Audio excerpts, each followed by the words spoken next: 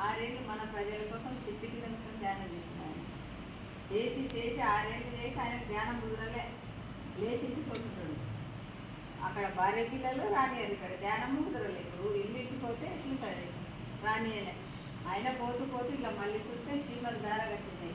చీమలు దార కట్టి పైకి ఎత్తుకుంటే 6 సార్లు పైకి ఎక్కుతాయి, కిందికి దిగుతాయి, పైకి ఎక్కుతాయి, కిందికి దిగుతాయి. 7వసారికి పైకి ఎక్కుతుంది అనమాట. అప్పుడు ఆ చీమను చూసి ఆ బుద్ధుడు ఇంత రాజ్యాన్ని వెళ్ళాలి. ఇంకా ఆ చీమనే ఇంకా మనం వాళ్ళే గురువులు వచ్చినారు, గురువులు వెళ్తే గుర్తితే గురువులు వచ్చి చెప్పినప్పుడు ఇప్పుడు మహానుభావుడు కురుమూర్తి గుట్టాను ఆయన ఇంత ఆయన ఒక దేవుడు బుద్ధులాగానే. అందులోనే మనం అందరం బుద్ధులమే, అందరం మాస్టర్లమే. మై డియర్ మాస్టర్ అని ఎందుకంటాడు ప్రతిసారి, అంటే అందరం మాస్టర్లమే. మై డియర్ గాడ్స్ అంటే అందరం దేవుళ్ళమే.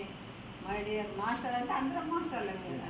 మై డియర్ గాడ్స్ అంటే అందరం దేవుళ్ళమే. ఆయనతో పాటు మనం కూడా దేవుళ్ళమే. ధ్యానానికి వచ్చిన వాళ్ళ, ధ్యానానికి రాని వాళ్ళు నకరాత్మలు రారు, వాళ్ళు ఎంత పిలిచినా రారు. అట్లా బుద్ధుడే ఇంత మనం రాజ్యాన్ని వెళ్ళినట్టు. మరి ఆ చీమను చూసి ఒక చీమను చూడకుండా ఆయన కూర్చోడు ధ్యానంలో.